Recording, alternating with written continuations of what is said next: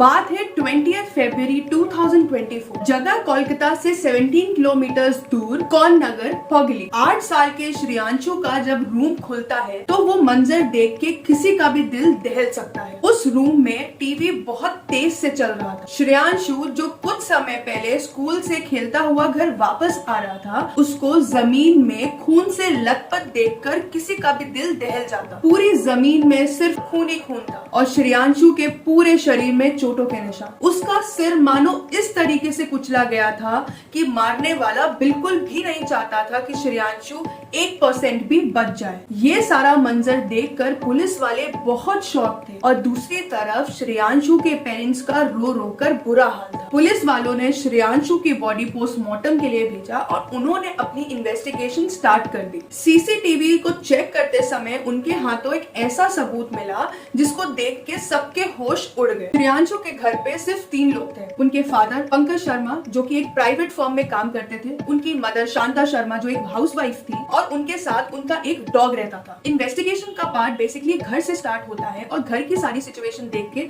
बिल्कुल भी ये नहीं लग रहा था कि कोई फोर्स एंट्री हुई है, क्योंकि घर पे कोई चोरी भी नहीं हुई थी और किसी भी तरीके की कोई भी डिस्टर्बेंस घर पे नहीं हुआ था। जैसे बताया कि श्रेयांशु के अलावा उसके पेरेंट्स और एक डॉग भी रहता था, जिसके चलते अगर कोई भी अनजान व्यक्ति उनके घर आता तो डॉग उनको देख के जरूर भौंकता था। लेकिन नेबर्स से ये पता चला मर्डर वाले दिन डॉग के भौंकने की आवाज बिल्कुल भी नहीं आई। ये बात पुलिस वालों के लिए बहुत इंपॉर्टेंट, जिसके चलते उनको ये समझ में आ गया कि ये काम किसी जान पहचान इंसान ने ही करा है। सीसीटीवी चेक करने के बाद 2 से 5 के बीच में उनको एक महिला श्रेयांशु के घर से निकलती हुई दिखाई दी। पुलिस ने श्रेयांशु के पेरेंट्स को उस औरत की फुटेज दिखाई, जिसके चलते श्रेयांशु की मदर ने मना कर दिया पहचानने से, लेकिन वहीं दूसरी हाथ श्रेयांशु के फादर ने उसको पहचान लिया। ये महिला और कोई नहीं, इशरत परवीन जो श्रेयांशु की मदर थी, उनकी एक बहुत अच्छी दोस्त थी। ये सब देख के पुलिस को लगा कहीं पंकज और इशरत के बीच में कोई अफेयर तो नहीं, लेकिन इन्वेस्टिगेशन करने के बाद उनको पंकज और इशरत के बीच में एक ऐसा कोई भी प्रूफ नहीं मिला। जब इशरत के कॉल रिकॉर्ड्स चेक करे तो पता चला इशरत घंटों घंटों रात के 2 बजे तक एक नंबर पे रोज बात करती थी। जब उस नंबर के बारे में पता लगाया गया तो पुलिस वाले उस नंबर के बारे में जानकर बहुत शॉक्ड हो गए। वो नंबर और किसी का नहीं, श्रेयांशु की मदर शांता शर्मा का था। इतना सब जानने के बाद पुलिस ने शांता और इशरत के व्हाट्सएप मैसेजेस को रिट्रीव करवाया। वो व्हाट्सएप मैसेजेस देखने के बाद पुलिस बहुत ज्यादा शॉक्ड हो गई। उनकी कॉन्वर्सेशन मानो ऐसी थी जैसे कोई कपल्स आपस में बात कर रहे हैं। उन व्हाट्सएप में कुछ न्यूड पिक्चर्स एंड वीडियोस भी आपस में शेयर किए जाते थे, जिससे ये मालूम पड़ता है कि शांता का अफेयर उसकी दोस्त इशरत परवीन के साथ चल रहा। पुलिस ने नेबर्स से काफी पूछताछ किया, लेकिन आज तक कभी भी किसी भी नेबर को इस कहानी के बारे में कुछ भी नहीं पता, जिसके चलते